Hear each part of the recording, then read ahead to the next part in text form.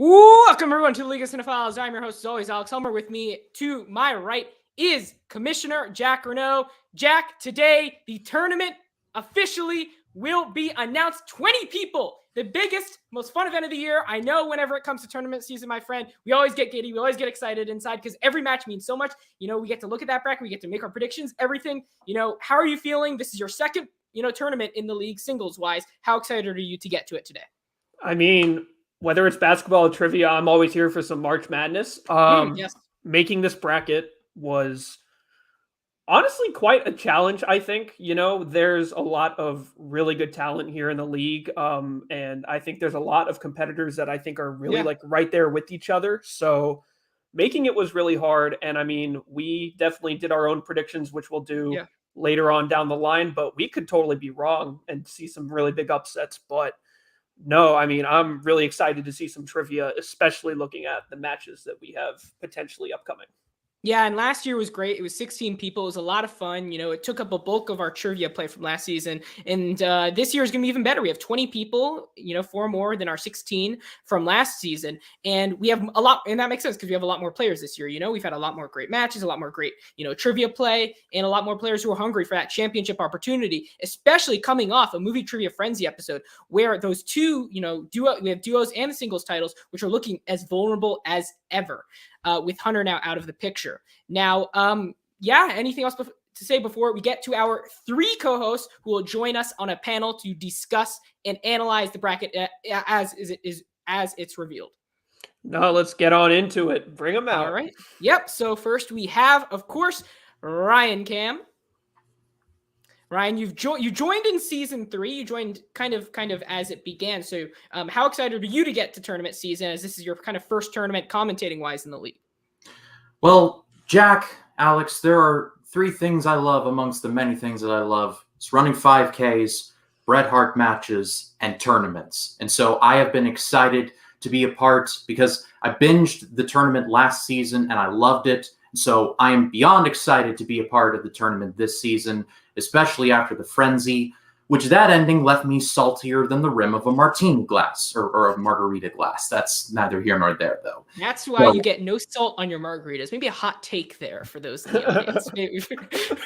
But next, we have this person may know a thing or two about margaritas. We have the former singles and former duos film trivia class champion, Hunter the Calculator Friesen. You really, I mean, I know my stuff, I guess, when it comes to a margarita glass, is what you're telling people. And I'm very happy that you're telling people I'm not playing anymore. That's, it's really really fun feeling to hear.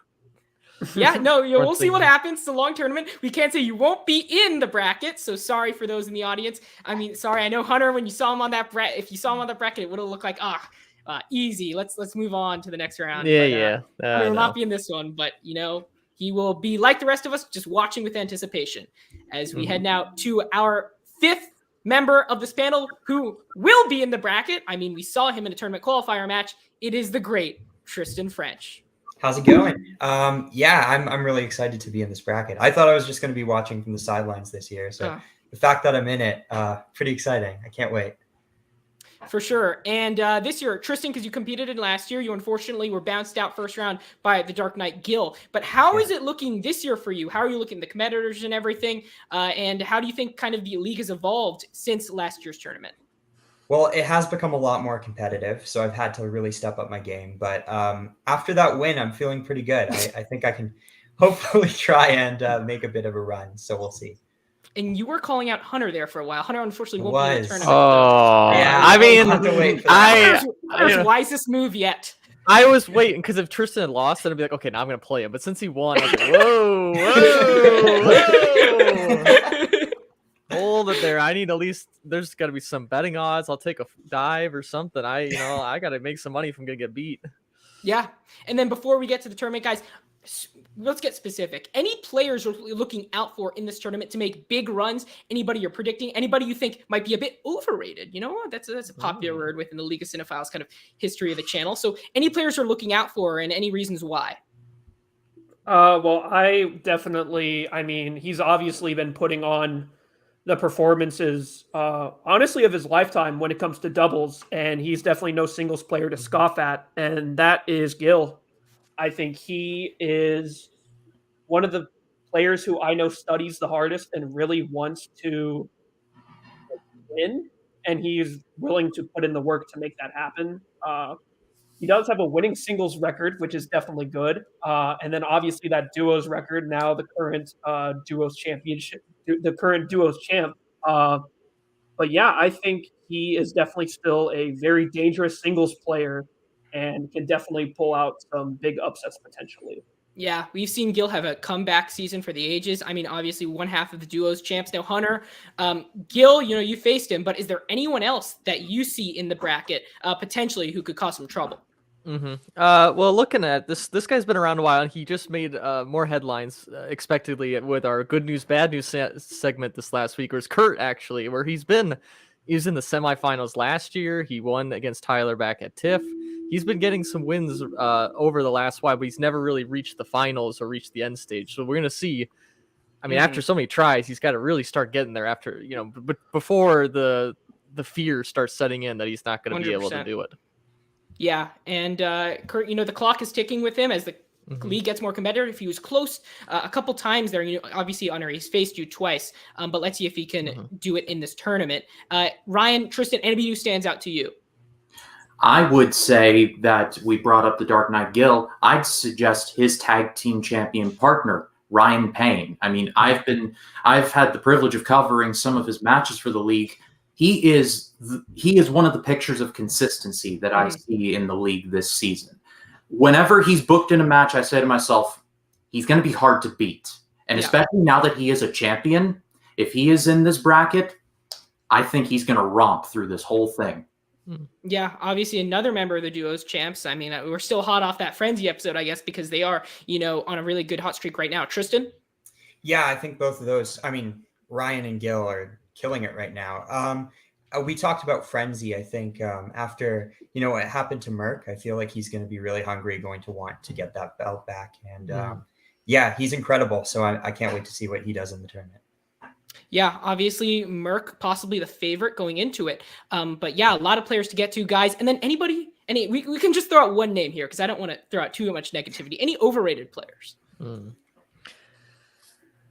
Well, I mean, you alluded to in his last match where he placed Nazario. Actually, the last match he played is Gaul. Not that I'm actually not serious, but but if he takes on a high seed, you guys alluded to in the preview that he's never made it to the actual finals of a match, or he's made it to the finals, but he's never actually won, taken the belt or a championship. And if you're going to be a high seed, you're very much expected to do that. And if you haven't done it, compared to like Merck technically has done it, I guess. So you might eventually you have to be called overrated if you don't actually get the results. After a while, he's getting to that point where Gaul's been here long enough through so many seasons where, just like Kurt, where it's like, all right, put up the results here. Liz Shannon Miller, is she in the bracket? John, first of all, if you're new to the channel, I haven't seen you, so make sure to subscribe if you're new. Second of all, you're gonna have to wait to find out. You're gonna have to watch. You're gonna have to find out if she's. I hope so. I think she can make a run. Damn, now she has to be. Jack, I mean, if you win a match. Yeah. Yeah, and on top of that, to follow Hunter's line of thought, I think, and this might be me whistling past the graveyard, but I'm going to throw a name out there, Tyler Banark, because I have followed the league for a while now. He's been close, but it's like he flies a little too close to the sun. He's kind of like Icarus. So I don't know. I haven't seen it yet. I mean, with Merck and the Mercs of Bad News, he's been great. But by himself, I don't know. He hasn't produced for me yet. Yeah, that's what I actually agree with. Tristan, you want to say something? I think Tyler can go either way. I was on Good News, Bad News, and I called him out because I really do want to face Tyler. I want to see what happens. But I think that's one that can go either way. He's a bit of a wild card. I could see him making a run. I could see him getting knocked out early on. I'm not quite sure what's going to happen with that. Yeah, obviously Tyler had a great season last year. He's been off to a slow start this year a bit. He hasn't gotten kind of a championship opportunity in duos or singles, so he's looking to bounce back, especially in a season where it's been full of comebacks so far, like we talked about with the Dark Knight himself. But guys, before we get to the starter, Jack, I'm going to go to you. What should people do at home before we get to the bracket? You guys can subscribe. Be sure to follow because we're going to be getting into all these matches here relatively soon. So you definitely don't want to miss out on any of the matches And then obviously feel free to leave a like or a comment as well. Yes. All right. Now let's get to the bracket, guys. Now, just for clarity's sake, we're going to be going through the bracket 1 to 20, and we're going to be going from opposite ends of the spectrum. So we're going to go from 1 first, then we're going to 20 to 19, etc. So you guys get the best of both worlds simultaneously. All right. So, Jack, why don't we get started with the number 1 seeded competitor? Alrighty. The competitor who will be placed at the number 1 seed, while it might have been short-lived, he was the champion. It is Merc. Merc, that we thought was definitely the number 1 seed, especially with Hunter no longer in the tournament. He's obviously proven himself both in singles and duos, and I feel like that was kind of just a no-brainer for me, at least. Yeah. Hunter, you faced Merc. What is so tough about him?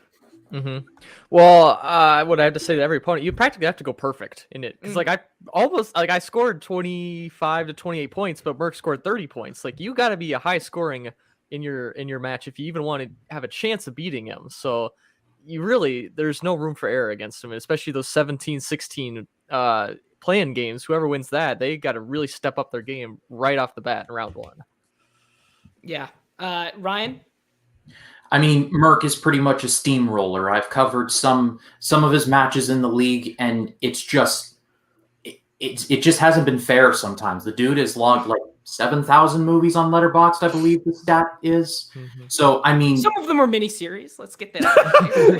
All right, so it's only 6,000 then. We'll say that. a log He's is a watched log. 1,000 miniseries. Jesus Christ, that's really impressive. Potato and all of that. But I think the heavy favorite in this is absolutely Merc, 100%. Yep. As we get to number 20, Mr. Kind of Irrelevant, we get to the number 20 seeded player. We have Notorious of the Wolfpack. Jack. Yeah, I think he was he started out this past season. He has definitely proven himself. He is definitely a good player. He's got a 1-for-1 singles record right now. He hasn't had too many matches, but I do think should he end up on the right questions, I could definitely see a scenario where he gets out of this first 4 games and finds himself in the main bracket itself. Yeah, Notorious, obviously a first-round pick for my team. He hasn't impressed too much. I wouldn't say he's lived up to that first round potentially. See that 3.0 average. Anything below 4 isn't great, but closer to 2 than 4, or kind of in the middle. Not great there. And then that 17% actor round is absolutely brutal. So we definitely need to see more from Notorious. Now, he did improve in the Money in the Bank match, but at the same time, number 20, he's going to improve a lot, especially playing the number 13 seed, who would be the best player actually playing in round 1. Anybody else want to take it away before we move on to the next player? Notorious isn't very popular, guys. I mean, it's in his name. It's in his name. All right, so let's get to the number 2 seeded player, probably the favorite to win it all, Alex, the host, Helmer, as the number 2 seed. All right. Are you being serious? Are you being serious? Yeah, come on. No, all right. I'm 100% serious now. Are you serious? I am serious, yes. I am. All right. Well, all right. Hunter, you want to take it away? I'll take it away here. I'm going to give you, because you did beat Galt Tiff, so obviously in the head-to-head recency matchup, you would be hit above him in that seeding. But a number 2 seed with the, where I'm going to have to ask, where's your belt? Where's your championship fights, my good man? I mean, it's coming. I think you're lucky you asked the overrated question a little bit before you revealed it. I'm going to ask you that. I'm trying to be nice, but I don't know what to say here. All right, somebody's got to say something. Ryan. What to say to not get fired? I'll say I'm already done, so I can say what I want. I don't care. So obviously, I mean, you've had some really good victories. Of course, you beat Gall. That was very personal for you.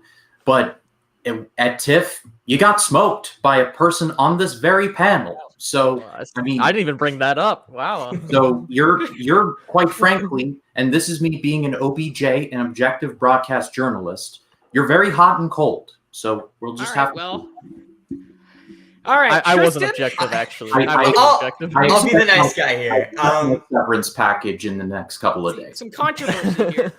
Okay, 2. I didn't expect you to be number 2. I thought maybe 4 or 5. But Mhm, what I'll mhm. say is, if you play like you played against Gaul, I think that you could make a real run in this tournament and end Thank up you. maybe facing I don't know, Merck or whoever ends up making it to that final. So you're Thank really you. good. You can definitely make a run, but All right, there we go. I will say Tristan. 2's a bit high.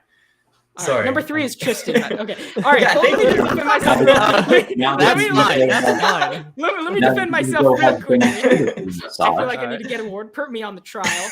So 7-4. That's a great record. Let's be honest. 3 wins over 500. That's really good. Yeah. The only players I've lost to, I've lost to Hunter twice, who's not in the bracket. I've lost to Oh, you're Kurt a welcome. long time ago, and I lost to Ren.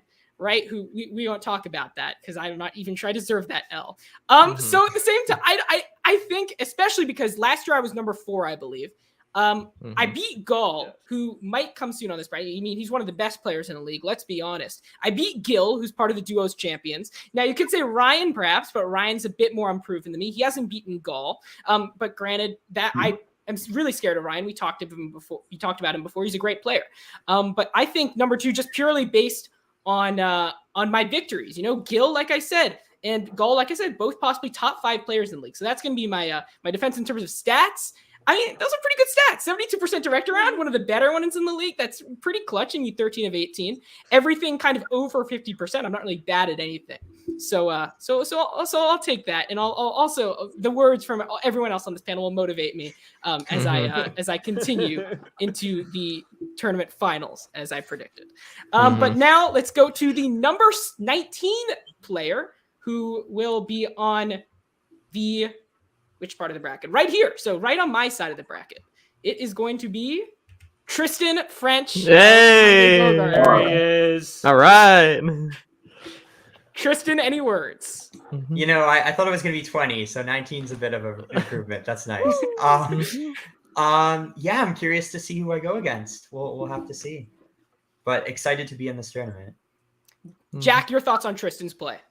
Yeah, I mean, Tristan, I think, is one of those players that has a really good like set of niche categories that they can go off of. I mean, just looking there at World Cinema and Festival Darlings, I think should he manage to get that on the wheel, I think Tristan could very well just start cooking.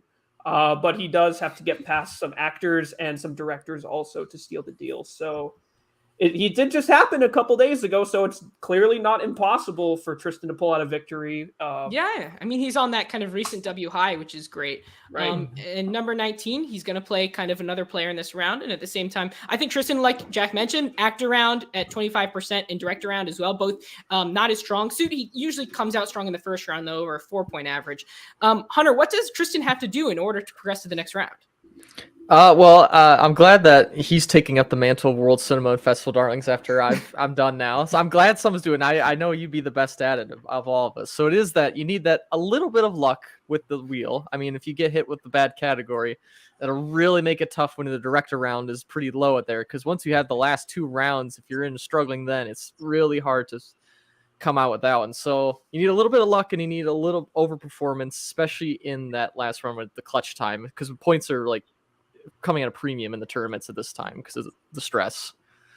Yeah, for sure. As we get to the number 3 person who will be on right next to Gall, or sorry, right next to Tristan. I said his name accidentally. It is Gall Balaban as the number 3 seed. Now, Tristan, you're right next to Gall. If you win, you would play Gall. Your thoughts I on love Gall? that. I would love that.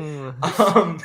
You know, Gull is a scary player. He's one of the best we've ever seen. But I think it would be fun. I would definitely like to play Gull and see what happens. So I'm gonna have to win that first round to get to him.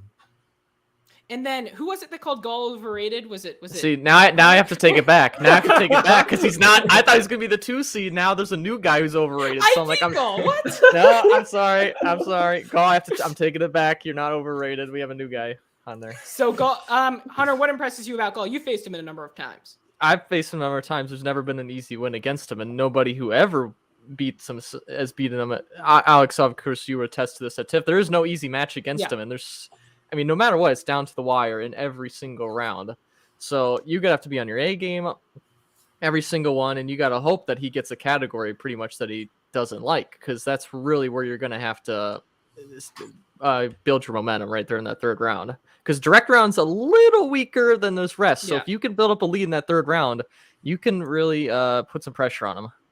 Yeah, I agree. Gall, obviously one of the best when it comes to new releases, kind of franchise as well. He's very good. He really has no clear weakness other than maybe the classic stuff. Ryan, your thoughts on Gall before we move on?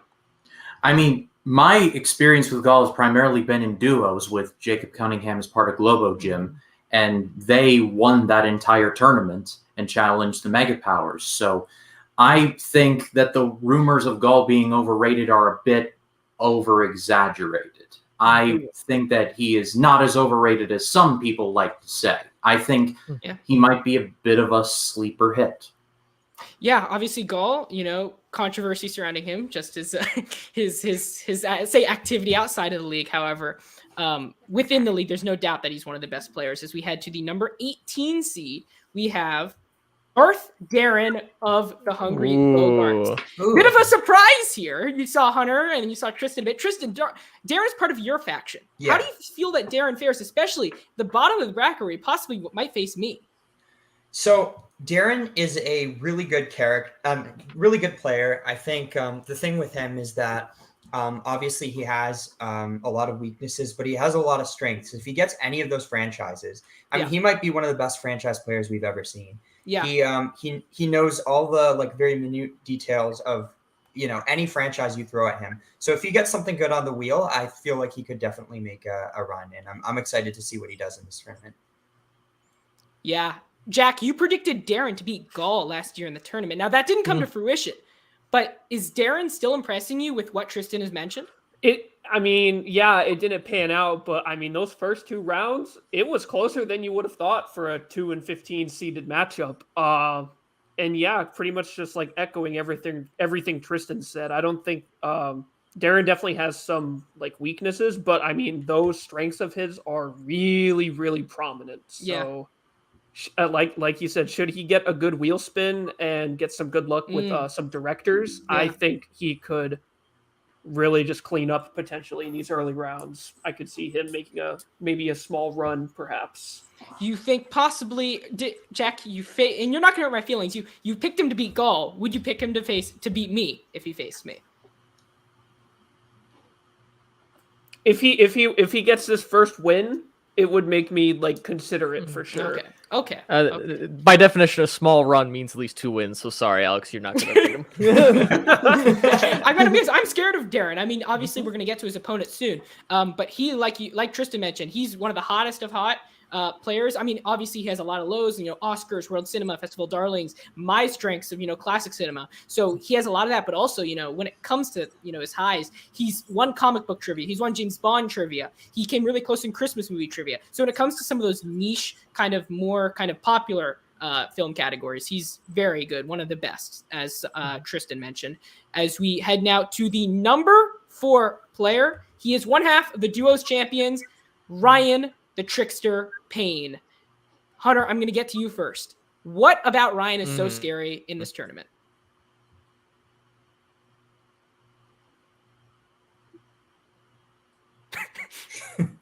Wow, I mean, even just saying his name's killing me right here. Hunter? No, all right, I'm gonna go back. I'm going back in. Oh, don't worry, I gotta think here. I the PTSD you got me there. Hello, dark. No, my Ryan, old friend. Talk with you again. The based on that match. I mean, there's so many of those where. You're fine, Hunter.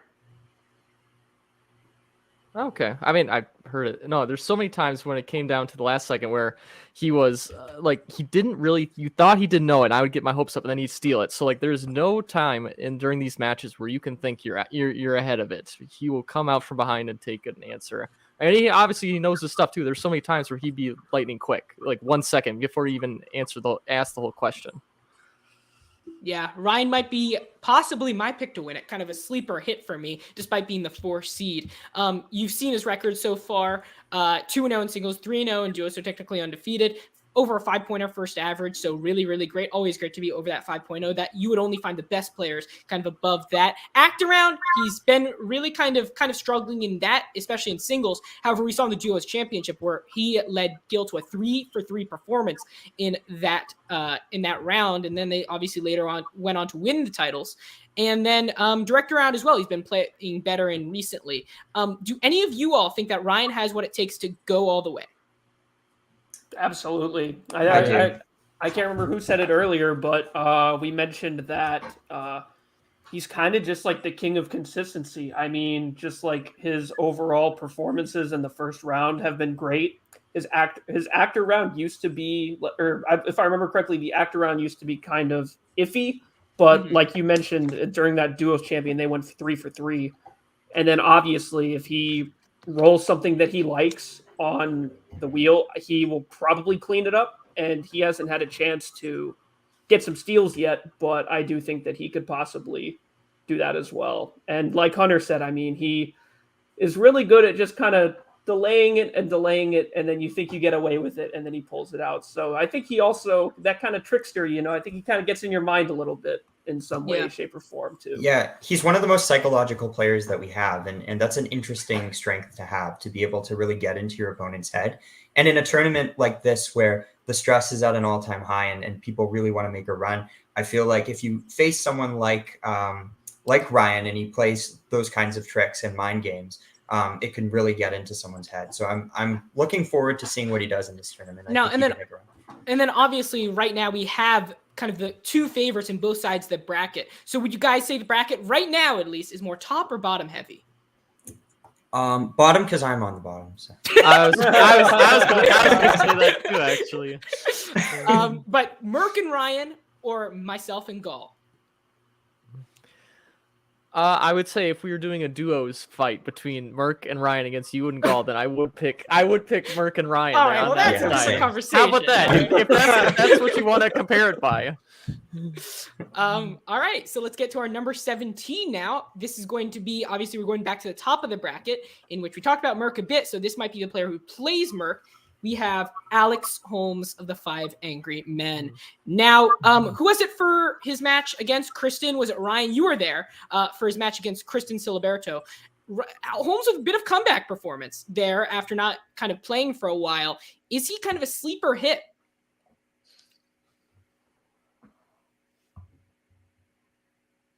I don't know. Maybe. It's a hard question. Yeah, so I think Holmes has been here for a long time, and we've seen him be a little hot and cold with his performances. But when he really gets a good wheel spin, he is a really strong player. And I think we saw against his match with Kristen that he's hungry and he can really pull out those wins. Do I think he's necessarily going to make a run? No. But I think if he does end up going against, who is it, Merc? I don't think he has a chance. But I think he could win that first match. I'm curious to see who he's playing against because he's been really strong recently. Now, Ryan said that originally when Holmes is, as he leaves us, when he beat Kristen, that he had a chance to make a run. Are none of us kind of making that assumption just based on just Merc being in the next round waiting for him? Merc's too strong, I think. Yeah, it was a bit of a preemptive call, but it was one based on where he plays. And since he's going feeding right into Merc, it is very tough to see him, even with the momentum he gets from that first match, to take on Merc, where you practically have to score 30 points, and we really have not seen Holmes do that. So it'd be great to see him challenge Merc in the first round, but it's not. It would be the Cinderella story of the tournament, basically, at that moment. Yeah. I mean, he played great against Kristen. You saw that first round average, 4.75. That's really strong. And then obviously you get to that direct round where he's kind of not very great. And I think Holmes has the potential to win that first match, like you guys mentioned. But that second round is just impossible with the former champ there. As we get a comment here, where's the champ? Agnolo, the champ is not in the bracket because he is the champ. So I'm just going to debunk that right there. As we head now to the number 5 competitor, we have representing the Wolfpack, Kurt Trash Talk Morrison. Hunter? Yeah, I mean, based on that trash talk right there, I mean, he's been showing it off so much recently, and also at TIFF where it was in person, so it was rattling Tyler in that one, and that was a really big advantage he had. It's kind of like the trickster of Ryan Payne, where the mind games when the pressure is so high, even if Kurt's down, even if he's losing, he's still going to keep it going, and then obviously if he's winning, I mean, this isn't. I'd say you can lean on your athleticism in most sports. It's all mental here, so you really have to have a steel trap of mind to take on Kurt, and he's also got the offensive skills and the knowledge to back up his talking. Like if he gets a good category or just in general, he could score a lot of points. He is both the definition. He could be cold, but when he gets hot, he could challenge like Merck there if he goes far enough. Yeah, and obviously that side of the bracket, we now have Merck, Ryan, and Kurt there with a potential Ryan-Kurt third round matchup. Tristan, you're shaking your head. What do you Yeah, that would be nuts. I really want to see Kurt versus Ryan, and the two of them trying to get into each other's heads. That's going to be really interesting. Yeah, no, Kurt's one of my favorite players, just as a fan. Like, I think he is such an interesting player. I love the way that he approaches the game, and he's also just very strong. Like, he knows what, he knows a lot about a lot of topics. So I'm interested to see if he makes a run here, and he has been really strong in past matches, and yeah, I think he could do quite well. Yeah, obviously Kurt made it to the Final Four last year, so let's see if he can do the same. Obviously, it's going to be hard, but like Tristan mentioned, a dream match there. I mean, obviously, we have, a couple more players to get to on that side, but that would be a great match indeed. Jack, any final words before we get to the next competitor? Yeah, I mean, I got to completely echo what Tristan said. He's one of the most fun players to watch. He's got the trash talk and he's got the skills to validate it. So, I mean, could he make another run? I can absolutely see it. And he's definitely one of the players that I'm looking forward to the most when it comes to following them throughout the tournament. All right, let's get to the number 16 player now. Obviously, now we will get our first official matchup of the tournament with this player. We have charming Chad Clark of the Cinephiles in Paradise. Chad, only 2 singles matches, but 1 win against Mr. Jake Alda Coffee. Tristan, what are your thoughts on Chad? I think Chad is a strong player. I mean, we did see him beat Jake. We haven't seen too much of him. He's kind of like Notorious, where I think, we haven't really seen him make any sort of run, but he has the potential to do so. So he's facing up against Alex Holmes, right? Yeah. I think that's going to be a really interesting match. I do have Alex beating him, but I think that could be a tight match, and it's going to be a really great first match of the tournament too. I think it's going to go down to the wire. Now, obviously, Holmes or Chad, do you think any of them has the edge up on potentially facing the number 1 seed Merck? In terms of, at least in that first match, this is the battle of opposites almost, where Alex Holmes is pretty good at the first 2 rounds, and then Chad's where it comes in the third round, the director's round. So if Chad can up his game in the first 2 rounds, because the 3-point average, you can get 2 better questions. So you have 5 points. You're acting around 66%. Like, with just a few tweaks, you could become a really competitive player towards Merck there. So it's kind of hard when Holmes is the 16% at the director round. There's some obvious weakness signs there. And when it comes to Merck, where you need to score pretty much all 10 points in that director round, that's a hard hurdle to climb in one match. Yeah. And then Chad faced Jake last time. Ryan, I believe you were there. Anything about, and you were also there for Holmes's match, anything about both players that you think would give one of them an edge in that match? Well, I've said that Chris is a bit underrated, and I still stand by that statement. I think that he impressed me in the Money in the Bank match, and I think that he's got a good steal conversion rate. I think he is primed for something big, and I think this tournament might just be the thing. All right. Yeah, obviously a hard hurdle to climb, like others mentioned. As we get to the number 6 seed of the tournament, we have another half of the duos champs, the Dark Knight Gill. Obviously now on the bottom side of the bracket, in which he possibly might be looking at a third round matchup of Gall, who he's never faced in singles or duos. Jack, you are really high on Gill. You have been since he entered the league because of his work ethic. What do you think he needs to do in order to get far in this tournament? I think the biggest thing really is just to tighten up those screws on anything that he he outright considers himself as a weakness. So whether that be, world cinema or the Oscars or whatever it might be, if he just like tightens up those screws, I think he can really pull out some good director round performances and really just seal the deal as being a good closer, especially when he's able to put himself out front in a decent position like he does with that 4.21 first round rate, which is pretty good, I'd definitely say. Yeah, obviously when it comes to Gil, you see that act around really not great. Under 30%, he's really struggled in that one. But he's one of those players. The stats don't tell the entire story. He's had a really hard schedule. I mean, he's played guys like Merc, but he's also had some great wins. He beat Tiz, he beat Jacob. Those are two great wins right there. And obviously he's half the duos gem. So he's done something right there in the run of the sous chefs. So Tristan, you faced Gil last year. I did, yeah. And he got opponent's choice. So you gave him world cinema and he really surprised you in that category. Yeah, that's the thing with Gil. He is such a hard worker, and any category that you think he might not be able to do that well in, he's probably studied up on. And he's someone who, now that he has the duos belt, the sky's the limit. He probably is coming for that other belt. He probably wants to be double belted. So yeah, I think he could make a real run, and I want to beat Gul so that I can have a rematch with him, because that would be great. I really want to face Gil. He's really leveled up since the last time I played him, and he's a great player. Yeah, I agree. Now let's get to the number 15 player. Obviously, now we're going to get our second official first round matches. We have Excel, the spreadsheet, Woods. I'll get started here, guys. And let me just go on a quick tangent here. And I'm just going to go I'm not even going to hide it. Excel, the spreadsheet, Woods is still the most underrated player in the entire League of Cinephile. Let's get started, shall we?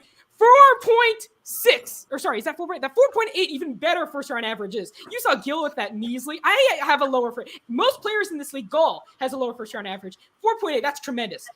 What is that right there? Can you read that, Tristan, next to his act around average? Oh God, 92. That is crazy. 92%. The man in singles, guys, has only missed one picture. One picture. He is an absolute menace in that round, in a round that many players struggle with. And then obviously still conversion rate. I mean, 60% off of 5 attempts. That direct round, again, I'm not going to hide it, 33%. That's not great. But again, we've seen worse. We've seen worse numbers. We've seen players go under that 30 mark. Excel, I mean, the stats. I mean, look at that, guys. Am I overreacting here? No. You could have given me any other early round player and I would have been okay. But that is scary. He is he's a really underrated player. His stats are insane. And if he gets some momentum with like a big first round win against me, he could make a run. He's a scary player. He is playing Darren though. Oh, wait, is he? Oh, sorry. Okay, I'm good. Sorry, I thought I was Darren for a second there. Oh, okay. Well, that's going to be an interesting match, Darren versus Excel. We'll have to see what they get on the wheel. But no, Excel's stats are pretty insane. Hunter? If you go back to the stats there, basically they tell a bit of a story in terms of his winning percentage. You're 1-4 in terms of singles and duos, but the stats say you should be a lot better. So that's the one thing. The second half of those matches, those third rounds, that director's rounds, were the kind of those. I think those losses are racking up. So when you're facing against Darren, he's got to really hope he gets a wheel spin that he wants, because that's where he's really going to need to get the points to seal the deal. He'll probably have a good amount based on the first 2 rounds, but the good thing is he's also favorite categories comic book. Yeah. Which Darren as well. So Yeah. Jack, your final thought. Excel. I can You're getting an finish. Excel versus Darren match. How important is that, and how do you think one of them would fare against myself? Well, that's an interesting thing, because they definitely have their set strengths, and to finish what Hunter was trying to say earlier, they have similar strengths in the form of their shared love for comic book movies. But to what extent those interests line up with yours, should you end up accidentally spinning on, say, the MCU? That's something that I, can't really have a firm read on immediately. and especially considering, the Excel's picture round stat. I mean, he could easily just put himself 6 points up, over any competitor if they the go. best the league has ever seen. 92%. 92%. It's insanity. And the fact that this man is 1-3 and 0-1 duos is insane. I mean, obviously, I just don't get it. I don't get it. The one thing I will add, and this was from it's been a little bit, so I could be wrong. But back during like the couple matches I did host, he wasn't really aggressive with his repeats.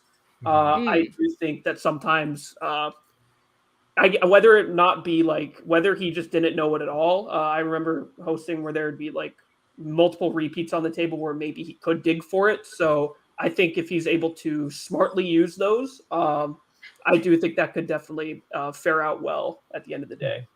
Yeah. And it doesn't show up in the stats, but Excel, I mean, again, I'm one of the biggest the biggest supporter of Excel. But You really are. I mean, that category round is a weakness. It's not something that shows up in the stats. It's something he's really struggled. We've seen him against Jacob. We've seen it against Gall in season 2. So it's not something that shows up in the stats, but like Jack said, he's not great when it comes to the strategy of the game. Maybe something that he's cleaned up. I mean, he beat Kristen the last time we saw him. So Excel could make a good run, especially. Do you think this bodes better or worse for Darren? Well, what's interesting is with Darren, like I think Hunter said, they have a lot of the same strengths. So I think it depends which one has more blind spots. That's going to be the one that loses. Yeah. Hunter? I'll say, Alex, you're hyping up Excel, and we were hyping up Darren a little bit. I mean, no matter who wins, you have a tough matchup actually in your first round. Like, yeah, I do. I mean, it'll become the hardest thing. You're the biggest supporter of Excel, but you're going to potentially have to beat him. Yeah, like, no. And I have no problem. Facing Excel would be an honor. Oh, okay. All right, good. Yes. And this is, I would say, Darren is not the higher seed here, but he did maybe get the worst poll he could of all the people in that first 4 potential, matches where Excel's the closest to Darren of anybody we've revealed so far. So those exploitative strengths that Darren has is not as effective against Excel as it would be against, not to take you down, Tristan, but like if you got a Marvel one or something and Darren would, he would do it. He could be able to take you all. Yeah. So yeah, and I also think. Do you guys think it's going to come down to whoever has the lead going into the direct round, considering the weak stats for both of them when it comes to that final round? Yeah, that's a really good point. I do think that wheel round is really going to be pivotal, as well as Darren's performance, I would say, during the actor round. I mean, not to sound like a broken record, but those stats, that's definitely something that you want to match up with the best you can, and just hope that you get the good pictures, whether you go first or second. Yeah, and then also it's a good time to announce that Excel versus Darren will officially be the first match of the Singles Film Trivia Clash tournament this Wednesday. So make sure to tune in as the tournament officially begins again on Under the Lights this Wednesday. The winner will play myself in the next round as we head over to the number 7 seed, who is the first member of the faction, the Watchers. It is, of course, legendary Liz Shannon Miller. Tristan, you're a fellow watcher of the Schmodown. I am, yeah. What makes Liz such a talented performer in that league, and then in this league, debuting with the win against David Taylor? Yeah, she's a huge force in any league she plays in.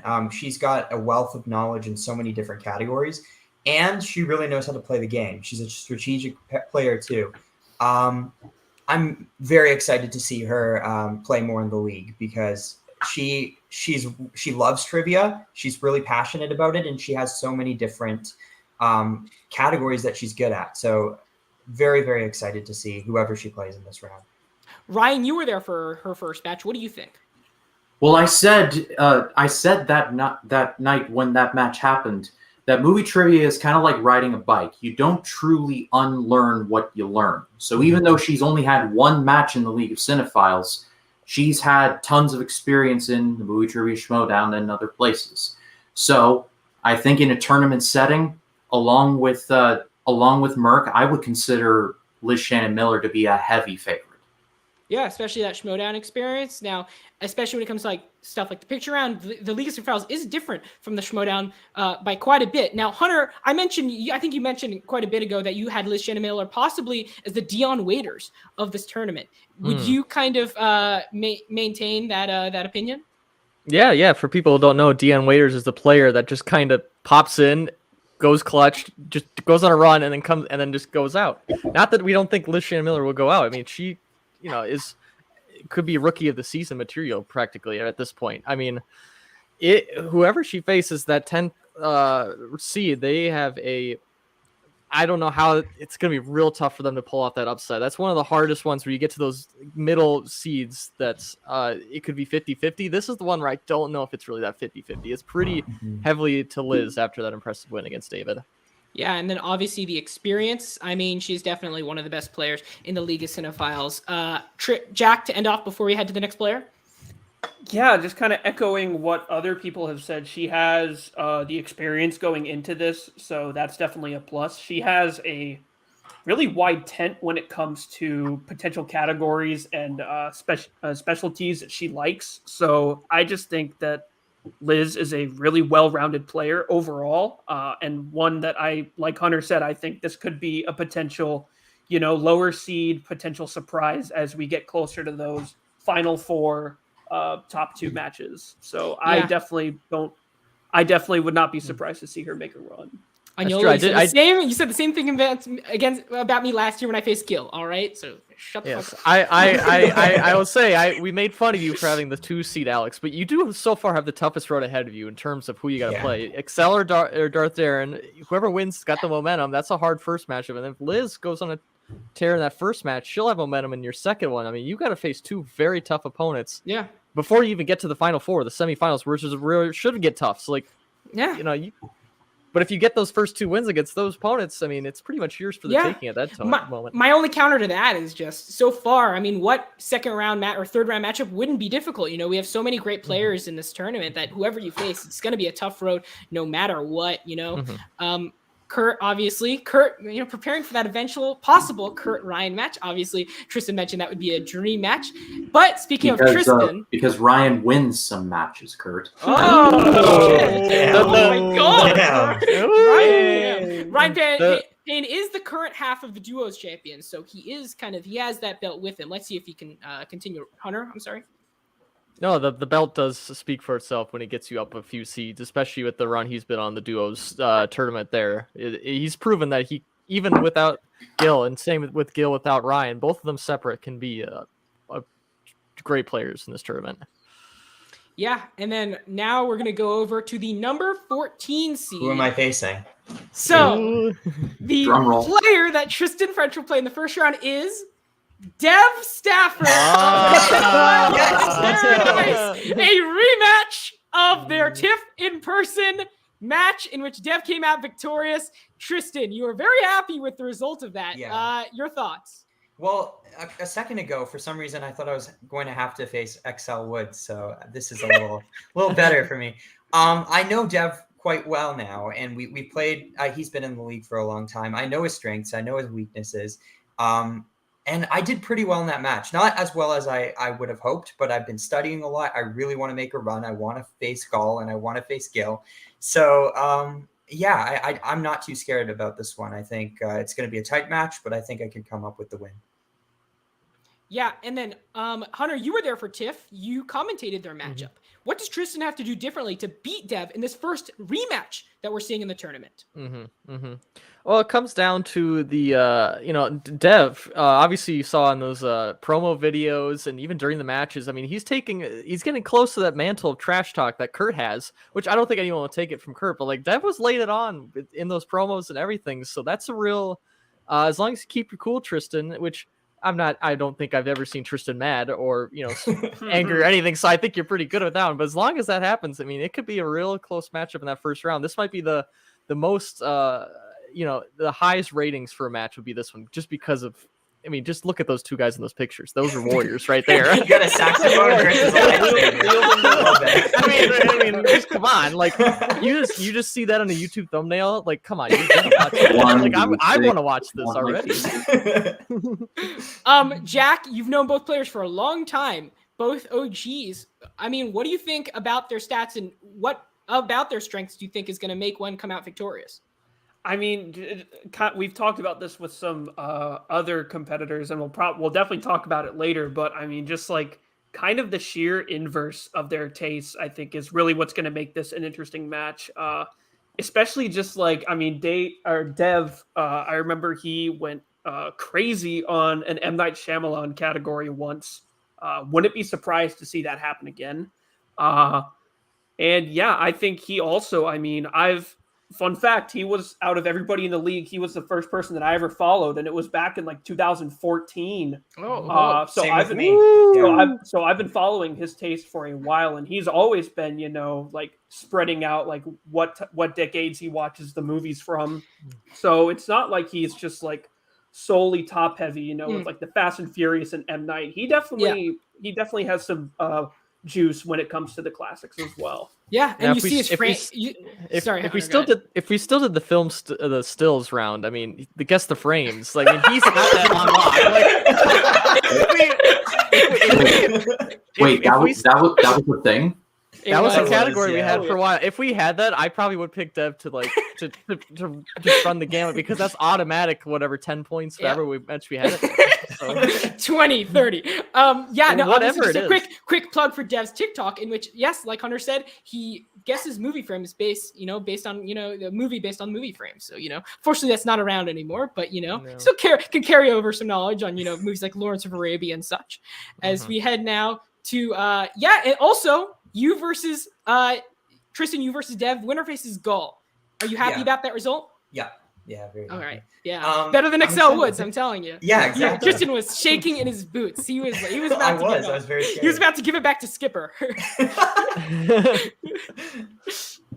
But let's move on now to the number 8 competitor. We're going to go back to the top of the bracket here to obviously the scary zone, as I like to call the Merc zone, as I like to call it. The number 8 competitor is Jacob Cunningham of the 5 Angry Men. Hunter.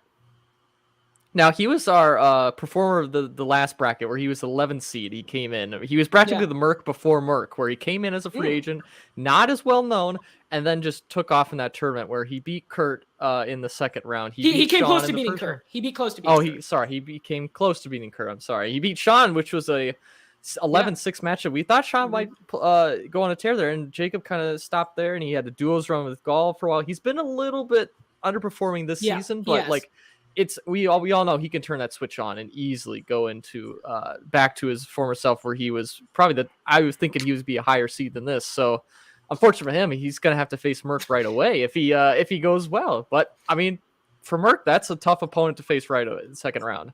And then obviously Jacob, a really tough route, not just, a potential Merc matchup in that next round, but the 9, the 8 versus 9, if March Madness is this month too, the 8v9 matchup is practically a 50-50. Jack, you're a March Madness guy, but as well as that, you've seen a lot of Jacob. Why has he been underperforming this season, you think? I honestly can't exactly put my finger on it, I would say, but just in general, I do think he is more consistent than not.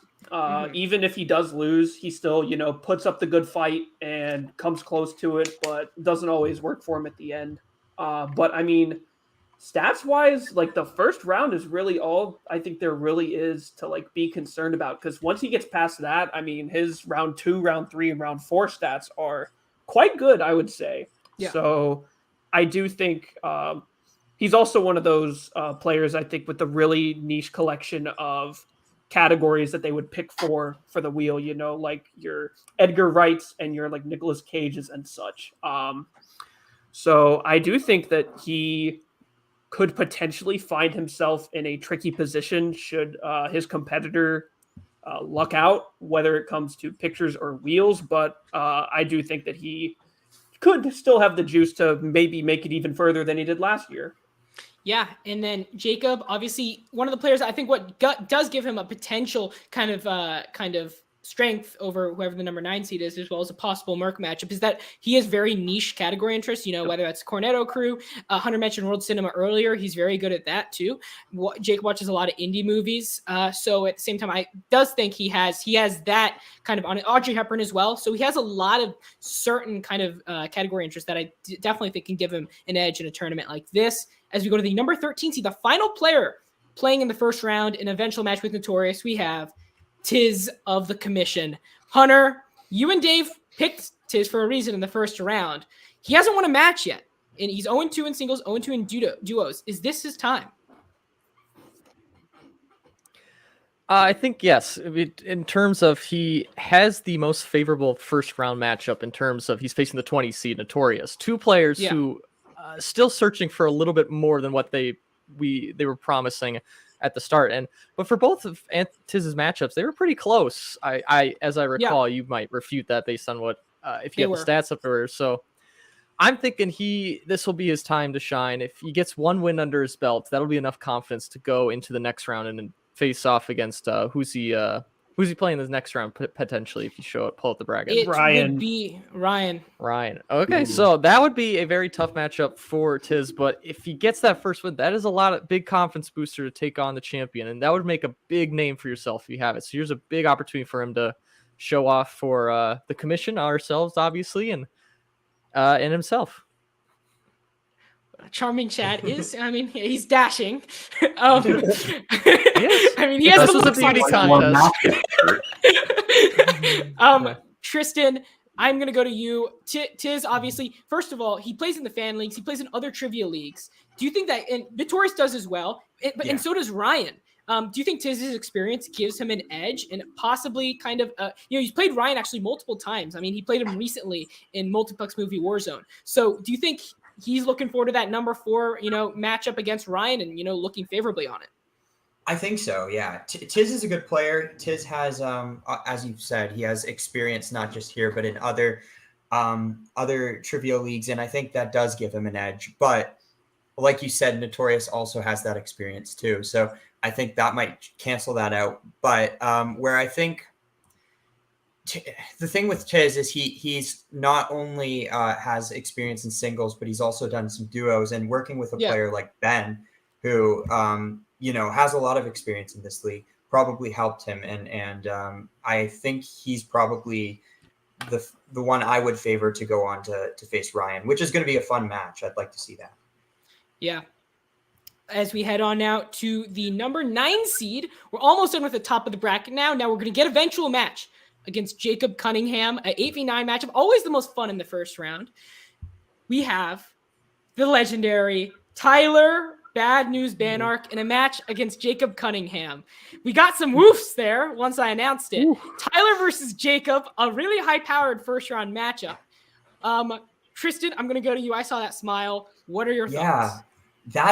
That's a really interesting one. This one might be the one where I'm most 50-50 on, because like we said, Tyler is a bit hot and cold, but he has played some really impressive matches, and he's got some strengths that I don't think Jacob has. And I feel like these guys have been in the league for a long time. They know each other pretty well. They probably know each other's strengths and weaknesses. And I think it's going to be an interesting match.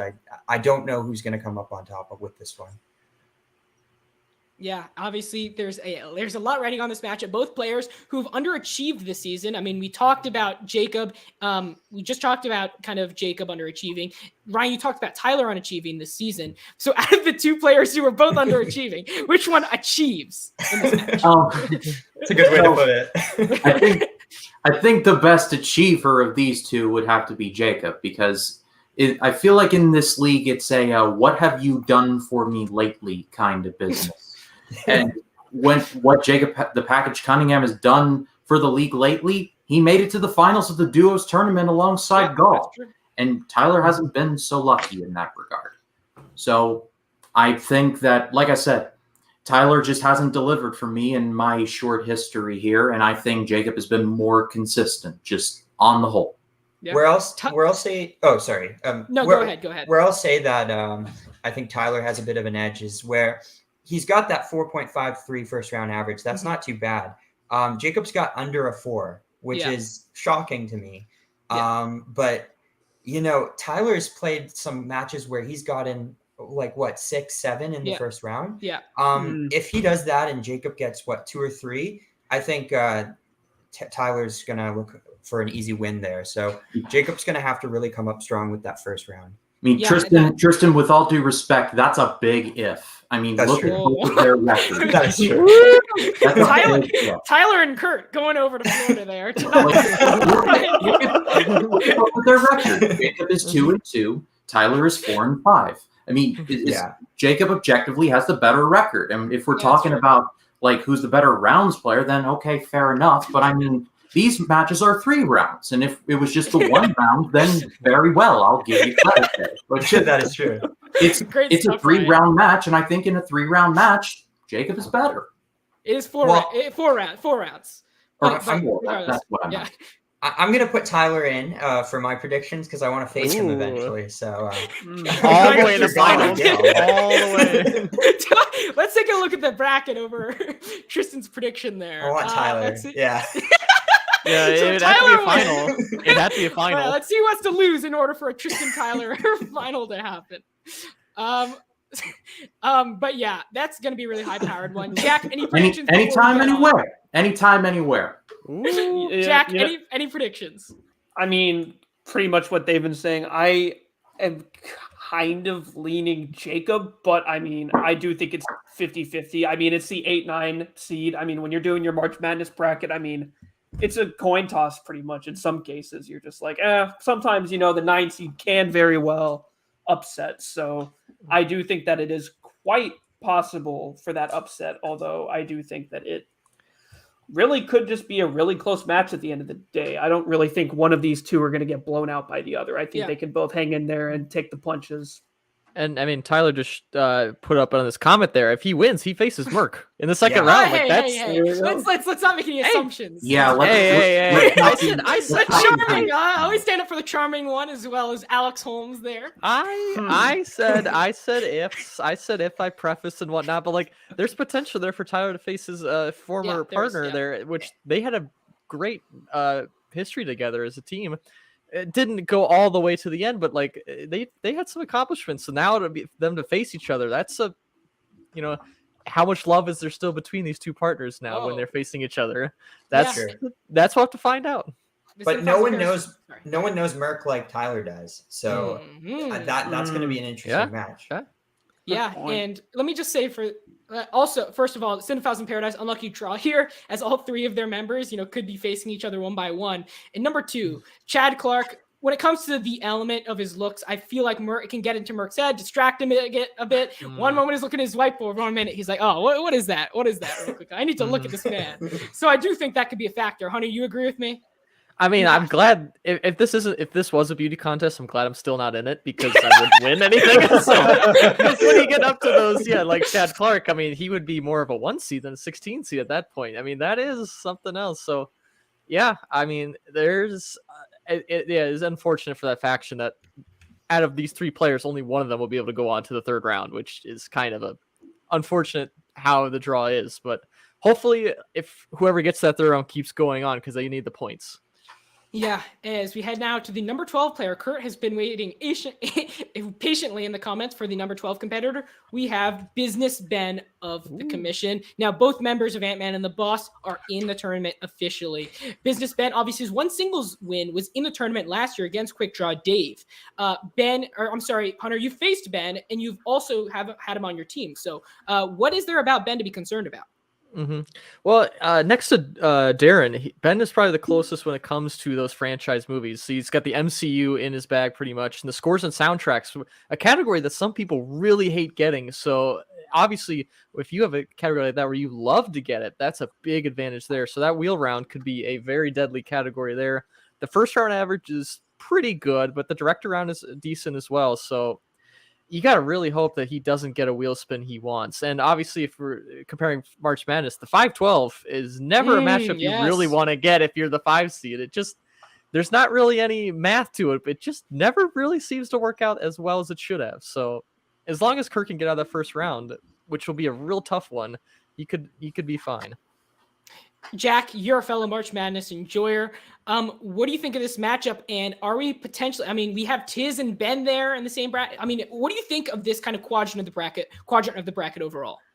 I think it's really just shaping up to be interesting, especially in the sense that I think these two also have very different, skill sets. I mean, Kurt, obviously, I do a horror podcast with him in the 80s. And then, like Hunter mentioned, that scores and soundtrack favorite category selection. I hardly never see that on the wheels. So, I think both of them could really just bog down the other if they happen to spin on a category they don't want, and then they just get to steal all the points away. And then at the same time, I mean, Ben has definitely been a valuable duos player, even if it's just buzzing in for the Paul Sorvino answer when he doesn't have internet. He can still pull through and get the work done. So I think that first round is probably his biggest obstacle to overcome, just in terms of stats wise. And I think he is a pretty solid closer too. I mean, not the best stats, but he can definitely get it done, I think. All right, let's head now to our number 10 player. We're kind of running low on players now, so we only have 2 left. I think it's 11. 11. Yeah, I said two more left. Oh, I thought you said 10, the number 10 seed. Okay. Oh, we're going with the 11, right? Yeah, I was gonna say you didn't. Yeah, you have 11 and 10 left. Wait, who did I go with last? Ben. Oh, so it's You 10. so it's okay. It's 10. Yeah. Okay. All right. So the number 10 player we have facing Liz Shannon Miller is going to be Sean Math Teacher Phillips. Now, Ryan, you have been really high on Sean. You were in the Money in the Bank match, especially coming out of it. You've been high on Liz Shannon Miller when she won against David. Now, what's this going to be like as another dreaded March Madness matchup of the 7v10? Sean the Math Teacher Phillips really surprised me in the Money in the Bank ladder, or not the ladder match, but just the Money in the Bank match. So he really did surprise me. He made it all the way to the end. And I don't know. I mean, my gut is telling me that it might go to Liz, but at the same time, I don't know. That I think there's a part of me that says that this could go either way. I mean, at the same time, it's like it's a head versus heart thing. Head is saying Liz, heart is saying Sean. I think it's mostly even. Yeah, Sean, obviously one of the most beloved players in the league. Liz also coming when it comes to the movie trivia community is obviously the only Schmoedown player to compete in the league. Tristan, you've had your interactions with both. Who comes up on top? That's tough. I want to say Sean. He's on my team, and he works so hard, and he's got such a wealth of knowledge. But facing Liz in that first round is a really tough matchup. Yeah. I think where Liz has the edge is that we were talking about Excel not really knowing the game and the strategy that well. Sean's not the most strategic player either, so he's going to have to brush up on that a little bit. But Sean, one thing that's really good about him is that he has a wealth of knowledge from so many different categories that he can pull from, like classics and like stuff that a lot of other players aren't able to really pull from. So I think Sean's got a chance. I'm going my head, like Ryan saying, my head is saying Liz, but my heart's saying Sean. And I think it could be, this is probably one of the toughest first round matches Liz could have gotten. Yeah, Sean, a 10 seed. Last year was a 6 and he got bounced out. So he definitely wants to recover from that. And then obviously in the bottom quadrant of the bracket. So you face, it's Merc is the top zone. I have the bottom zone. So do you think one or either of them fares well against myself? I guess not. I think both could definitely put themselves in a good position, especially Liz. I mean, we've talked about her experience with the showdown, and Kristen bringing up she knows the game. I mean, she knows how to strategically use her repeats, I'm sure. And then going back to just the general, broad tent of knowledge, not only for Liz but for both of them. I mean, being a follower of Sean's on Instagram, I see what he's watching, and it's quite a lot of different stuff from a lot of different genres and years. So, I mean, he definitely watches a lot of movies, but to the extent in which that information stays retained, I can't say for sure. Yeah, I would say to Sean's defense real quick. Obviously, I love Sean. I also love Excel, if you guys didn't notice. But Sean, the only player I would say on this bracket who's able to challenge me when it comes to classic movies. Like Tristan mentioned, he reviews a lot, whether it's Jimmy Stewart, whether that's Hitchcock. He has a wealth of knowledge within that era that you don't really see from any other competitor, including Merck there. So I definitely think Sean is a unique player that I think could make it here, like if Tristan said, if he's able to kind of get that strategy down. Hunter, you predicted Sean to beat Jacob last year and make it close, all the way there. Are you predicting the same thing this year? Yeah, no, I think I thought I predicted him to go like all the way or something last year. He was my Cinderella story in terms of 6th seed, where he was supposed to do well, but he wasn't supposed to do. He's supposed to do a lot better when I predicted him. So that's going to be both the blessing and the curse, where he's got that hanging over his head that he was a first round upset, but now he can use his motivation this year. And I don't know if I can immediately predict him to go all the way based on how I did last year, just because, I mean, at the same time, Jacob Cunningham was a unknown last year, and so is Liz to a certain extent in this league, somewhat. So he's got another one of those where there's the scouting report. There's not a lot on who he's facing right away. Yeah, and then real quickly, Sean with the 5.6 first-round average, one of the best in the league. So he's starting off hot. So Liz definitely has to keep up with him. Liz a bit rusty. She hasn't played in the Schmoedown in a while. She's only had one match here. So it's definitely going to be really interesting what happens there as we head to the final player in the draft. What the hell am I talking about? In the tournament. I got NFL draft in my mind. We have the number 11 seed facing the Dark Knight Gil. We have David, the Ultimate Taylor, representing the 5 Angry Men. Tristan, you've been very vocal on Gil. Do you think David gives him a run for his money, especially as you were teammates with him last season? I was, yeah. He was on my team. David has improved a lot. Out of all of the players, the ones who I think have improved the most are Gil and David. They are players who have really upped their game and studied. Right now, I'd give it to Gil just because of what he's been on a tear this season. He is incredible right now, and he's holding the duos belt. But one thing that Gil is weak with is the picture round. And if David can do really well in the picture round, then I think he could give Gil a run for his money. But right now I'm going to say Gil. Ryan? This is another tough one, I would have to say, because like Tristan said, David has improved quite a bit. And the last time I saw him in anything, it was against Liz Shannon Miller, which, he unfortunately took the L on that one. But it's against Liz Shannon Miller, so it wasn't. It was an honorable loss, if that makes any sense at all. But I think just generally, I think David is a severely underrated player, and I think that if he goes far in this, I would not be surprised. Yeah, I guess I have to be the bad guy because as an analytics guy, as the Mel Kiper or what's his name? What's the guy on MSNBC's name? I forgot his name. Hunter, help me out there. I can't think of his name. But don't ask me politics. It's not politics. He does Steve Hornacki. That's his name. There you go. Numbers guy. David, I don't know, man. He had 2 great wins against Sean and Tiz this year. He got his first 2 singles wins this season. He was hot, but then that match against Liz totally deflated my outlook on him, man. I just feel like David, look at those stats. Under 4.0 in the first round. That's not great. 33% actor round. The steal conversion rate, sure, but that's like the least important of the it's important, but it's the least of the stats here. And then look at fine direct round. He's pretty good in it. He's good. I just don't know, man. He was hot at the beginning of the season. Those were low-scoring matchups. I don't think he can keep up with a player like Gil. To David's defense, Gil has also won in low-scoring matchups before. You look at Gil's stats, he's not exactly going to put up 17, 18 points a game. But at the same time, I don't really see David making those significant steps, especially from what I saw in that Liz match. Hunter, am I wrong?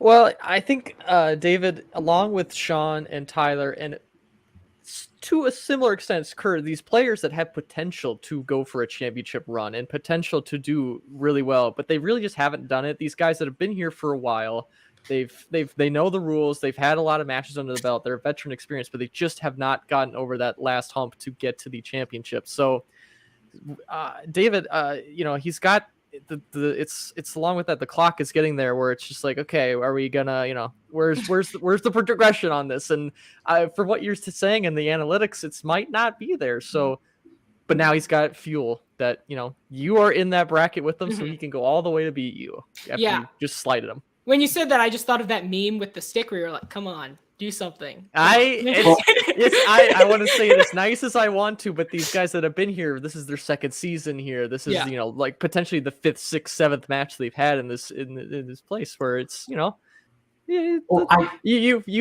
and Kurt have gone to the championship matches. You've gone to places, so but these other guys that have maybe the semifinals is their peak so far, where the Final Four, the teams that get to the Final Four and like it just can't get there to the championship.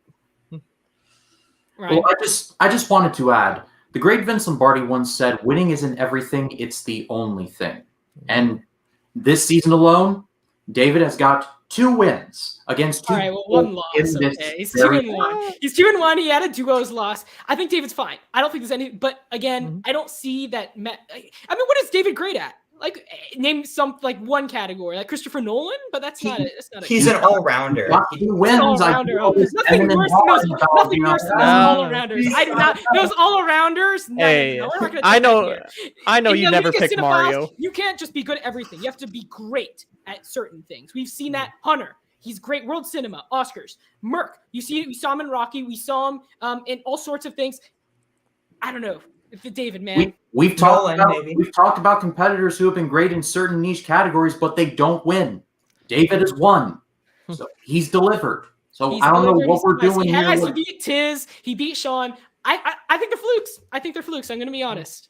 Beating Sean, that's not a fluke. Because the thing is, you have to be really good.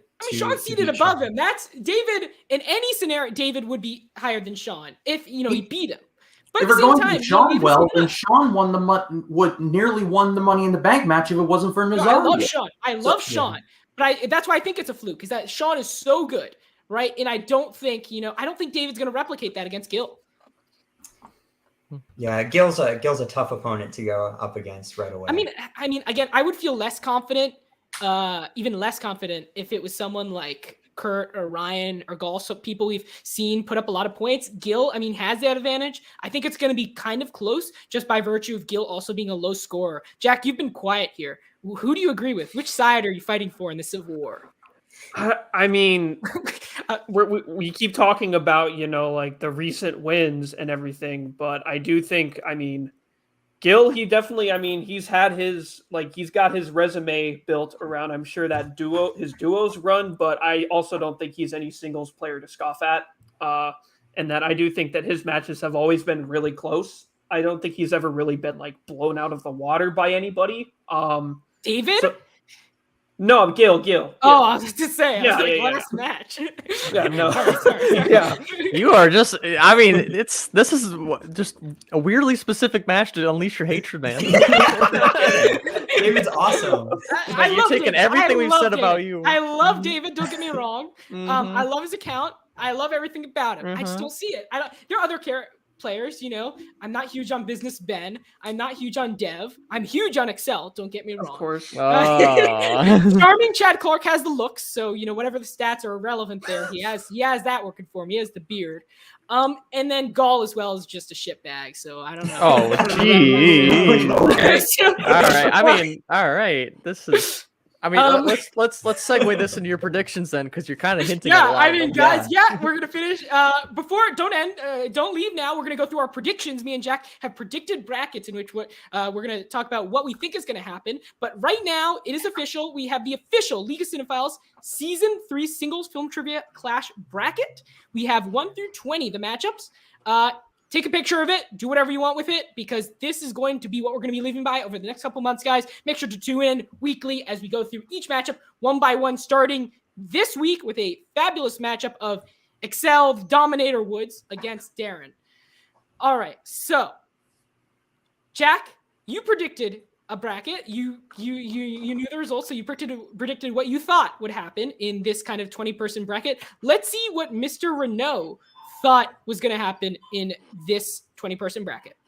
Yes. So as you can see, there are definitely some matches that, I kind of just picked because I was feeling very confident about certain individuals, but other matches of mine I definitely think are a bit more close. So obviously up at the top, I do think Holmes can pull out the victory against Chad. We kind of touched on it earlier. I think Holmes has a really just kind of diverse background of movies that he watches. He kind of watches a little bit of everything.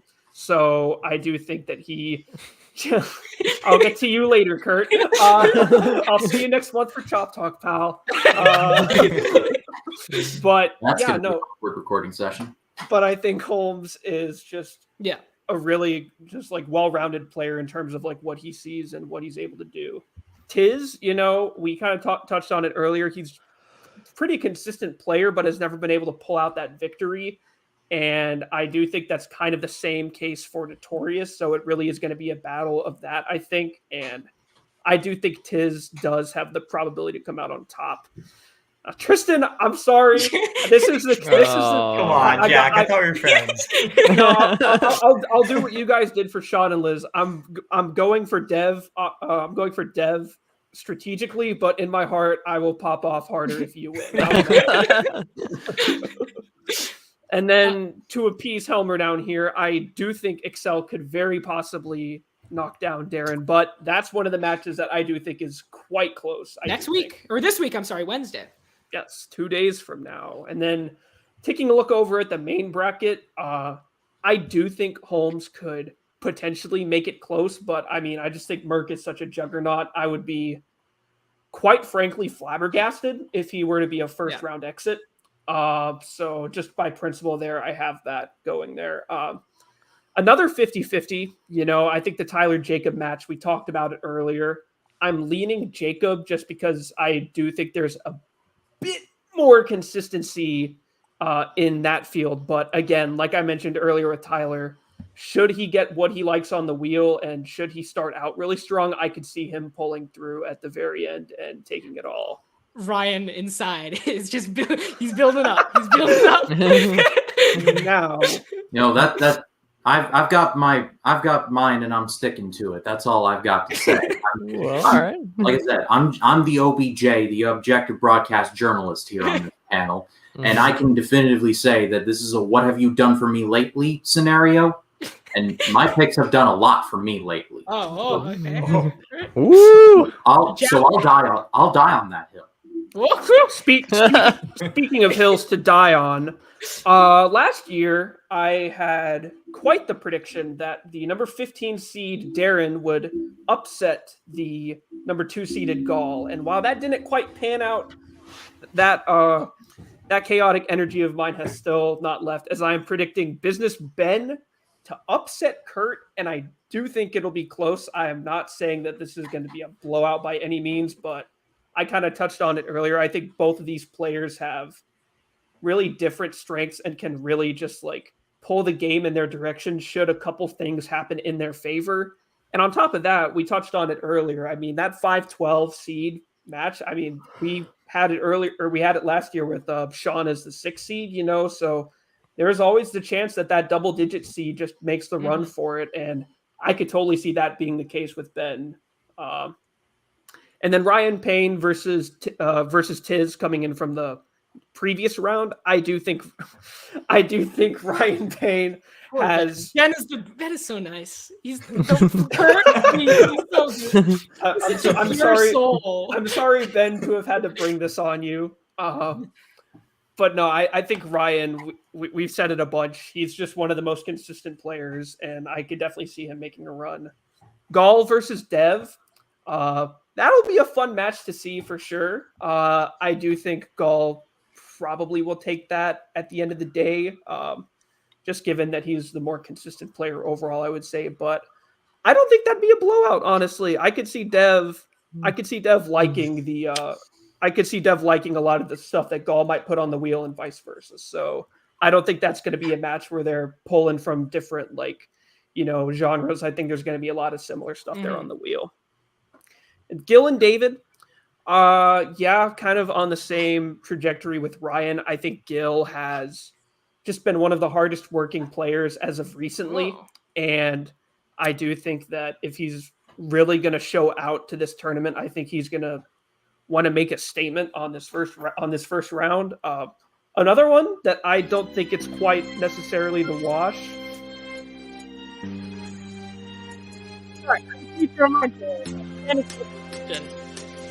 No, I'm just kidding. Jack, keep going.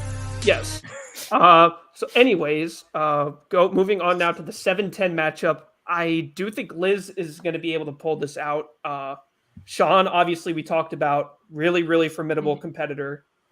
Just generally has a really big well of different genres and wheel spins that he could like. But I mean, Liz knows her movies. Liz knows the game. So I do think that it is possible that not only she wins this, but I could see her possibly going on a little run as obviously not. as these rounds get tougher, into the future. Now, Helmer, as much as you love your boy Excel, I'm sorry, but I'm expecting you to beat him. And That's sad either way. But should he win, I will say that you have proven I will say that you were right. So it's a win at the end of the day for you. It's a double-edged sword, man. Yeah. Moving on to the Elite Eight. This is where these matchups, I think, really start to become a bit more close, and that my predictions are more so just like, writing this out as a bracket, trying to beat other people more so than like, oh, this is what's going to happen. So just starting out, Merc, again, I think both of these players have, again, like really interesting sets. I mean, Merc is definitely one of the biggest horror guys in the league, no doubt, especially when it comes to like 70s, 80s, 90s horror. And we've talked about the number of movies he's seen. And then Jacob, too, I mean, I would say, I know he watches a lot of different stuff. I mean, we've also talked about he can get like those Billy Wilder questions, and he can also play the classic cinema game, which I think as this bracket gets deeper, I think that's going to be something that you see with a lot of these players. I think that that's kind of one of the big things that you really need to make it over that hump. Now, Ben and Ryan, I do think Ryan, again, just his overall consistency, round 1, 2, 3, and 4, I do think that he probably takes this one, but again, I think Ben is one of those players that like he has some categories that I think could possibly scare people on the wheel.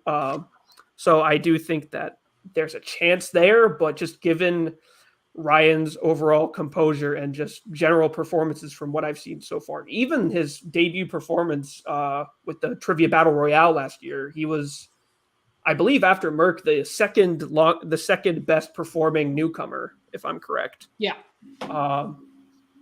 And then, moving down to Gall and Gil, another upset I could see happening. This is one that I think is really going to come down to who is able to get like the specifics, because I think that's something that both of them can both do really well in and can kind of fumble in when it comes to like those 5-point director questions that can either save you from getting knocked out or just end the game for you.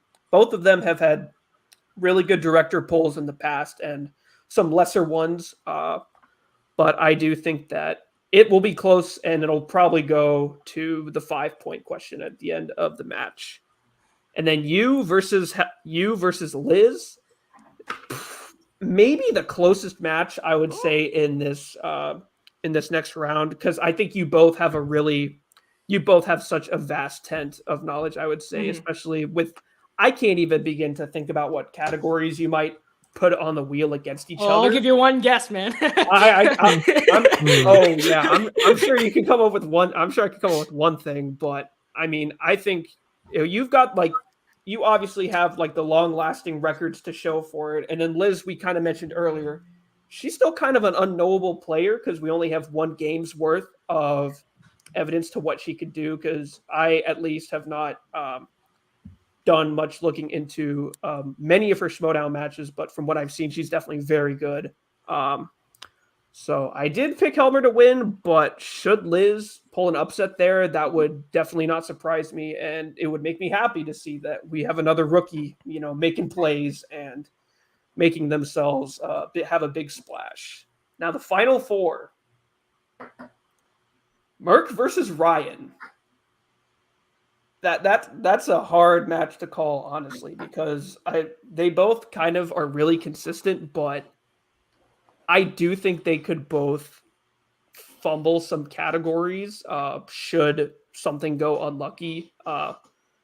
I've got Merc winning still just because I think he's got such a vast knowledge of small movies too. Like there have been questions before that I wouldn't expect anybody to get, but he'd know, and know him fast too. And then on the opposite end of things, seeing Merc with the, we just saw them play in a doubles match fairly recently, and I would definitely say that those two were really, really going at it with each other. So getting to see this one, also going back to the two best players in the battle royale, I think that would be a really, really fun Final Four match. Especially because, sorry to interrupt, but they faced each other in duos, and the Mercs of Bad News fell short to the Sous Chefs. Sorry, go ahead. Yes, and I'm sure Merc would 100% like to get that redemption going. Now, Gil versus Helmer.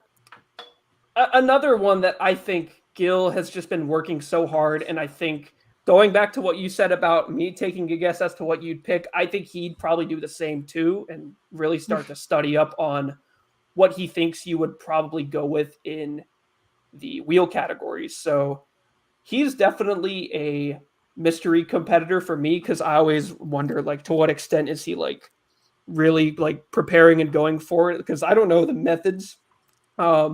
But I do think that aside from that actor round, really, he does have enough potential to just really set himself up early on and potentially win it.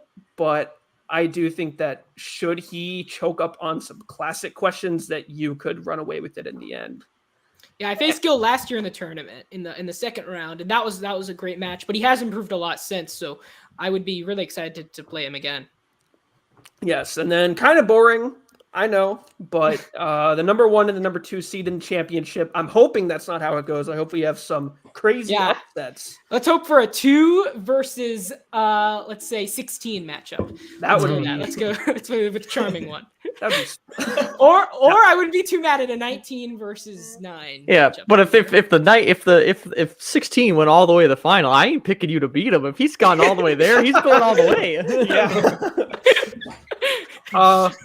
But yeah, I mean, Merc, just from that opening performance, he's just been here to play. He has, even in the matches that he's lost, you can't say that he played bad whatsoever. He's definitely a very consistent player already in the few matches that he has had. And even still, I think you guys definitely share some strengths, but I think that Merc's well goes a bit deeper, especially when we're getting into the horror, which I know you have been beefing up on, especially Don't reveal to anyone. Don't reveal to anyone. But I have been. We have 21 years. I'm 21 years old. I have less horror experience than some of the other guys in this league. But I'm looking to make that kind of increase in my knowledge of it. Yes. But no, I do think that would be a close match, definitely, regardless of how it ends up. And I do think that Merc is just such a force to be reckoned with at this point. And I know he only had the championship for less than 10 minutes, but I know he's mad and he wants to come back and get it. Yep. So that's Jack's predictions, guys. Highlights for me before I get to you guys. Gil over David, no surprise there. We have, but again, the Gil versus Gil beating Gull. Jack, you made it no secret that early on in this video, you were a big fan of Gil's, his work ethic, and everything he's improved on this season. So it doesn't surprise me that you had him to beat Gull, especially as Gull has been struggling recently with his loss against Osario and his loss with Jacob at the duos title match. So it doesn't surprise me there. It does surprise me. I had Tristan beating Dev in my bracket. Let's go. Thank you. I do think Tristan, that was a close match at TIFF, and I think Tristan's coming off a victory. Dev's last time he played was at TIFF, so I think Tristan has the edge there. But again, framed might be the difference here. I think Dev's constant TikTok movie trivia could really help him there. And then Jacob versus Tyler, that's a hard one. I'd go Jacob there. Tiz versus Notorious, I'd go Tiz. Ben versus Kurt, I don't think I'd be with you, especially because Kurt's my teammate. I've seen what he can do. But also just more objectively, I think Ben is good. And I think if Kurt maybe lands on scores and soundtracks, but I think Ben is really weak in that first round. But if he gets pictures, I think that's going to be a big difference maker. Both are kind of weak in directors, so I think it'll be a close. I'll say it's going to be closer than a lot of people might think. And then Liz versus Sean. I actually had Sean winning that match. I think that Sean, it's meant to be, and I know me putting a lot of pressure on him isn't good for Sean because I know he can be very modest. But I do think that Sean has a lot of. Again, he's been playing a lot more than Liz has as of recently, and I do think Liz's rust is going to come back to haunt her. And then. So now I'm going to go, and then also I have myself beating Ryan in the finals of the tournament. That was my prediction for obvious reasons. But Ryan, I'm going to go to you. What do you think of Jack having Kurt and Tyler lose in the second round? Interesting. I like to keep it as such. Well, my thoughts on Tyler's performance lately have been well known, and I think it's Chance getting in there. Someone's gonna knock you out. Sorry. Oh, hey, you're salty today. Ryan Cam is the 21 seed. Hey, you know what? Yeah. I challenged Hunter earlier. I'm going to challenge Nazario here. Yeah, all right. If I end up being Dev and I end up being Gaul somehow, I'm gonna win this And tournament. then I'm keep coming for going. that You have belt, to. so. No, he'll It's be Gaul, then who you gonna beat? Oh yeah. Gil, Okay. probably. I'll be Gaul. Then I have to face Gil. Then I have to face you. Rematch, Alex. then Tyler, because he's gonna go to the. I mean, and then I don't care. Like if Tyler gets to get the belt from Nazario, I'm good with that too. But it's gonna be one of us. And Ryan Cam is the 21 seed. He's suiting up. No, but For me Ryan, and Coach, I'm ready to play. Ryan, as a skeptic of Kurt's, do you agree with Jack's bold assertion that Kurt's going to lose to Ben? Yeah. It's interesting because I like Ben, but at the same time, I think I got to lead with my head here, and I got to give it to Kurt, but just barely. Mm-hmm. And Hunter, I'm going to go to you. Even what are your standouts from Jack's predictions, and any big disagreements? Big disagreements. I don't have a ton. Obviously, we touched on the Kurt and Ben one, but I think Jack here, he's going with momentum with his ones where you see it. Yeah. We'll bring up March Madness again. You win your conference tournament there. You use that momentum into the big March Madness tournaments. Ryan. Let's use Ryan's term. What's Ryan's term again? What is it?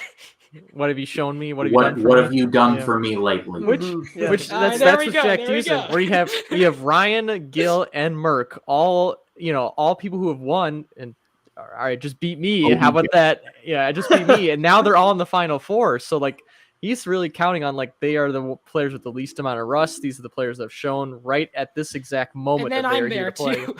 And that's why I said you're the wild card because you haven't played in a while. And you have a lot to prove. No, I haven't played since TIFF. Yeah. Mm-hmm. Yeah. I haven't played in. So we shot the matches in September. So this is 6 months. I haven't played 6 months. Yep. Half a 6 year. months. I haven't played. Half a year. I haven't played. And then you're going to be playing Liz, who's a new player who is Whoa, recently plays well. You're kind of overreaching there, Liz. But again, let's go back to my guy, Excel Woods. And again, if I lose to Excel, I mean that's going to be really embarrassing. But at the same time, let's get Excel in there. Let's get some new blood. Excel's ready for it. He's ready for the title. And I think, Gaul's got a hidden gem on his team. I think he's too stupid to realize it. But I do think Excel is that diamond in the rough. And I do think if he beats me, that championship's gone from Nazario. Tristan, I think you would agree as the fellow commentator here with Hot Takes. I would agree. Yeah, I do think if he builds some momentum and he really starts to understand strategy and how to play this game, he could go on a crazy run and he could beat Nazario. And Nazario versus Excel would be an insane match. Oh yes, dream match. I've been waiting for this. I've been waiting for it. That was. I've been waiting. I didn't even before I even knew Nazario. I was waiting for an Excel versus Nazario match. Yeah. Any other bold predictions before we end it here?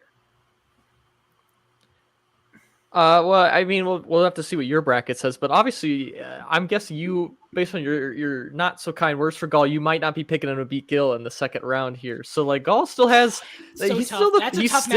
still the 3 seed where he could he could do it. Like, he has proven that he could be a champion in this league, and obviously Gil is right now.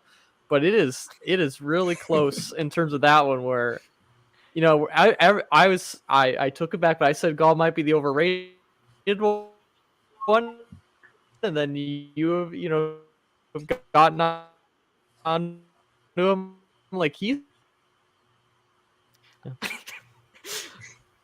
All right. It's always what I'm talking. I know. I was about to say. And then Tristan, you had a lot of hot takes. Ryan, any hot takes that are different from anyone else's? No, I don't think so. I do believe. I think it really comes down to three people: Ryan Payne, Merck, and Liz Shannon Miller. And it's Okay. All right. Okay. I thought you were gonna say another name there, but OBJ. What have you done for me lately, Ryan? I will give you that because I haven't done much lately because I haven't played in 6 damn months. So Yeah, Ryan said to get back and you got exhibition squashed by somebody on this panel who rhymes with bunter. I say, yeah. I played that game. You can't rhyme my name with much of anything. I played that game.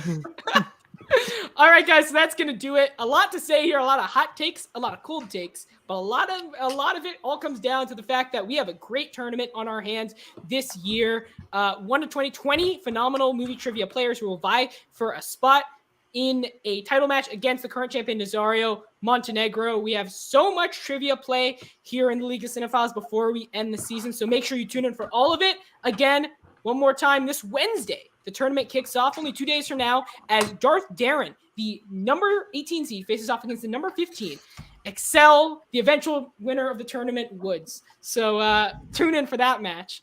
And guys, before we leave, quickly, go Jack first. Where can everyone find you? You can find me on Instagram and both Letterboxd with the username as presented as such.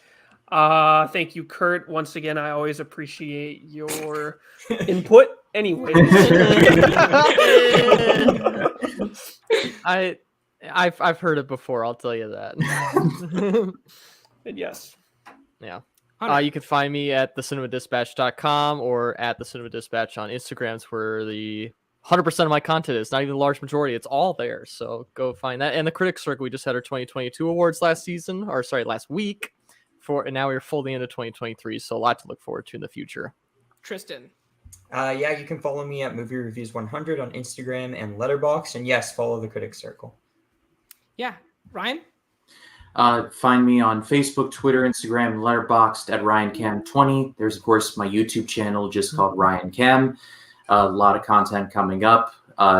Starting my road to John Wick 4 by reviewing all the John Wick movies throughout this month. It's going to be a lot of fun, so check me out. Yeah, and again, thank you all for being here. We had a tremendous panel today. Thank you all for being in the audience, sticking with us to this nearly 2-hour video. I'm trying to think of a movie with a similar runtime, but I can't think of one off the top of my head. Oh, Magic Mike. We still didn't reach Magic Mike's runtime. Wow. So we're Which not one? there yet. Which one? The new one. Of course, talking about The Last Dance. We haven't reached there yet. XXL. We did pass Marlowe's runtime, I believe. So that's good news because I feel like this was more entertaining than that. But enough movie talk. That's for the tournament. You can find me, obviously, you can find us at League of Cinephiles on Instagram, TikTok. You can find me, Alex Helmer, on Letterboxd. You can make sure you follow all these gentlemen. Make sure you follow the Critics Circle as well, where you can see our hot takes in, when it comes to movie trivia. You can see them when it comes to actual movies. So make sure to follow the Critics Circle. Link will be in the description below. Again, tournament gets started next week with Darren versus Excel. So make sure to be there Wednesday night at 7 p.m. Eastern Standard Time, 4 p.m. Pacific Standard Time. Thank you all for joining us. Thank you to Jack, Hunter, Ryan, Tristan, for the rest of the League of Cinephiles. See you guys later, guys. Ciao.